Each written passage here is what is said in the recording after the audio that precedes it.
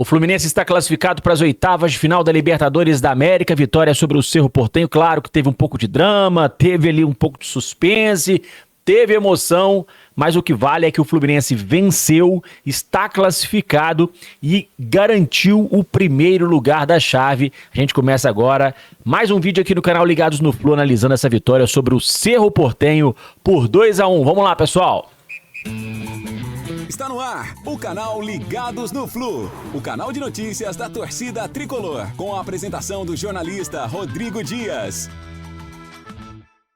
Um grande abraço a todos, obrigado mais uma vez pela sua presença, pela sua audiência aqui no canal Ligados no Flu. Estamos chegando para te atualizar com as notícias do campeão da Libertadores da América, que venceu mais uma na Libertadores 2024, rumo ao bicampeonato da Libertadores. Vitória por 2-1 sobre o Cerro Porteño no Maracanã, jogo que teve emoção, teve drama, teve muita polêmica também, né? Porque o Fluminense teve gol anulado, o Cerro Porteño teve gol anulado, o Cerro Porteño teve jogador expulso, mas o Fluminense venceu, isso é o que importa, e o Fluminense está classificado para as oitavas de final da Libertadores da América. Antes da gente falar sobre como é que foi o jogo, quero pedir a quem não está inscrito ainda aqui no canal Ligados no Flu, para você fazer a sua inscrição, isso é muito importante, porque assim o YouTube vai te notificar todas as vezes que a gente postar um vídeo novo.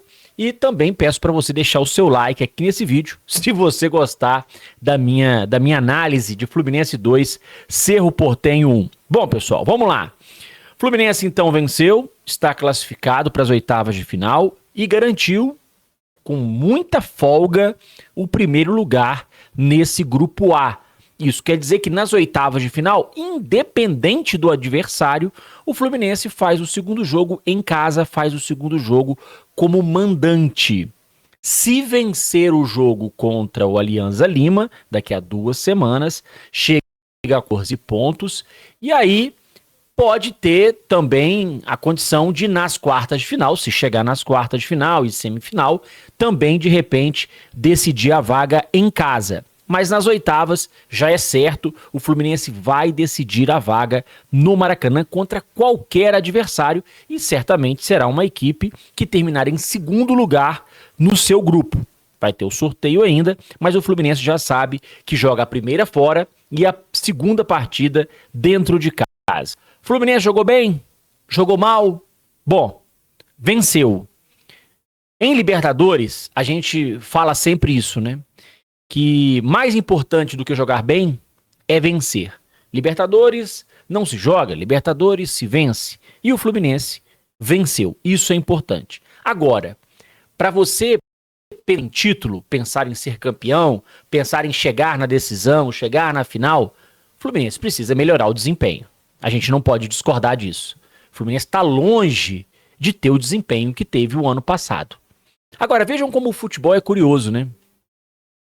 No ano passado, na fase de grupos, o Fluminense ganhou do Sporting Cristal com autoridade fora de casa por 3-1. Fez 5-1 no River Plate no Maracanã, a maior derrota da história do River Plate na Libertadores. Nunca tinha tomado 5 gols num jogo de Libertadores. O Fluminense foi lá, fez 5-1 no River. Mas o Fluminense no ano passado, gente, por incrível que pareça, fez menos pontos na fase de grupos do que agora. Mesmo faltando um jogo para acabar a fase de grupos, o Fluminense já tem mais pontos do que teve no ano passado. Que coisa, né? No ano passado o Fluminense jogou tão bem a fase de grupos, teve aquelas 2 derrotas pro River, pro The Strongest, mas o Fluminense fez uma boa fase de grupos e fez 10 pontos. Esse ano que o Fluminense tá indo assim, ó, né? Meio que aos trancos e barrancos, já tem 11. Então o futebol tem dessas coisas. Mas, analisando o jogo, o Fluminense jogou muito desfalcado. Já tinha vários jogadores lesionados, tinha o Felipe Melo também suspenso, e aí teve mais uma ausência de última hora. Marquinhos, gente. E para quem me acompanha nos grupos de WhatsApp, eu tenho aí, participo de uns 11 ou 12 grupos, não sei, de WhatsApp de torcedores do Fluminense, e em alguns deles eu informei cerca de 30 minutos antes do Fluminense divulgar a escalação, que o Marquinhos não jogaria e que o Guga seria titular. Teve gente que duvidou, teve gente que chamou de fake news, teve gente que questionou a fonte, teve gente que fez até deboche com a informação que eu dei. Mas a minha fonte era quente. Minha fonte era muito quente. E essa minha fonte me avisou, olha, Marquinhos tá fora. E eu, que? Marquinhos tá fora? Não, mas não deu isso em lugar nenhum. Marquinhos tá fora. E eu vou explicar qual foi a lesão que o Marquinhos teve. No jogo contra o São Paulo, ainda no primeiro tempo, se lembram do momento em que o Marquinhos fica mancando? Ele passa um bom tempo ali mancando e depois ele continua no jogo? Pois é. Naquele lance ali, gente, o Marquinhos, ele sofreu um pisão no peito do pé. E a lesão foi exatamente ali, no peito do pé. Tem um nome específico, que eu não vou me recordar agora do nome dessa lesão, mas ele sofreu uma lesão no peito do pé, foi relacionado e o departamento médico do Fluminense vetou a escalação do Marquinhos. Tinha condições de jogar? Tinha, no sacrifício. Mas o departamento médico achou melhor que ele não participasse do jogo. Rodrigo, qual o tempo de recuperação? Foi a pergunta que eu fiz. Vai demorar a voltar a jogar? A minha fonte me informou que talvez, já contra o Sampaio Corrêa, o Marquinhos tenha condições de jogo. Mas pode ser que o Diniz, por precaução, já que é um jogo tranquilo, o Fluminense tem uma boa vantagem, vai jogar em casa, né, contra um time de terceira divisão. Então, se o Marquinhos for poupado, não vai ser nenhuma surpresa, mas talvez ele já tenha condições até mesmo de jogar contra o Sampaio Corrêa na próxima quarta-feira pela Copa do Brasil. Então não é nada de grave com o Marquinhos, mas eu informei nos meus grupos de WhatsApp onde eu participo e a informação foi confirmada, o Guga acabou entrando na lateral direita. O Fluminense também não contou com o Felipe Melo, Antônio Carlos formou a zaga com o Martinelli e o Fluminense passou muito sufoco na defesa, muito sufoco mesmo.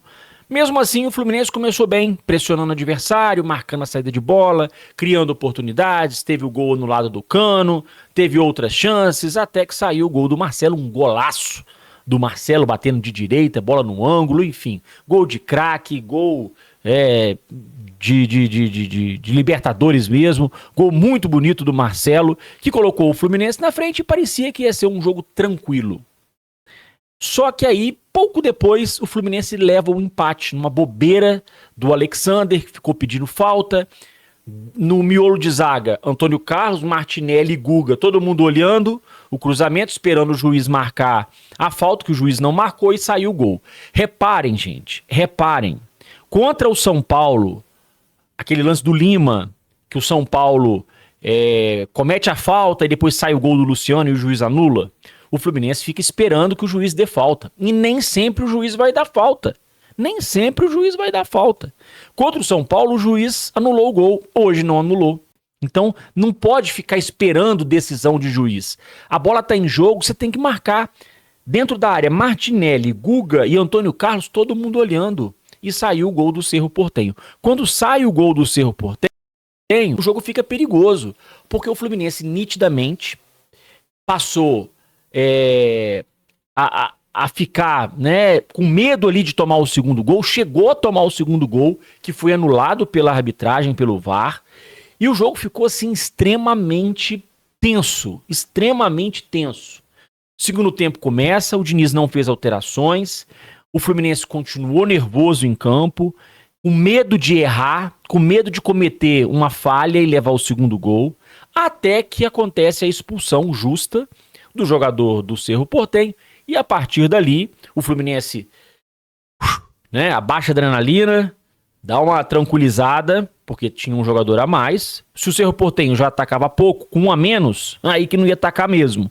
Então o Fluminense, com mais volume de jogo, claro, com maior qualidade técnica, o Fluminense foi para cima, pressionou e coube ao Guga, né, tão criticado, pouco utilizado pelo Diniz, coube ao Guga fazer o cruzamento da assistência para o gol do Germancano de cabeça. Aliás, por falar em Guga, também saiu sentindo. O Fluminense já não tem Samuel Xavier E eu tenho informação sobre o Samuel Xavier, vou trazer amanhã para vocês aqui no canal Ligados no Flu.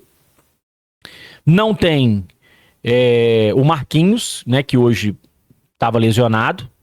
E o Guga, do jeito que saiu do jogo, nervoso, né, socando ali a grama, parece que sentiu alguma coisa.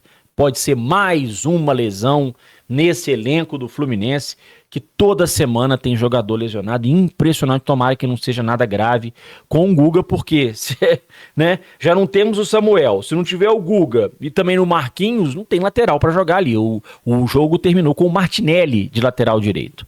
Bom, gente, o Fluminense então fez o segundo gol com o Ganso. Vitória garantida, vitória assegurada, 2-1. A torcida teve um papel assim, fundamental nessa vitória. O Fluminense que teve 64% de posse de bola, 14 finalizações contra 5 do Cerro Porteño. Confesso que eu achei que eram mais finalizações, mas foram 14 finalizações.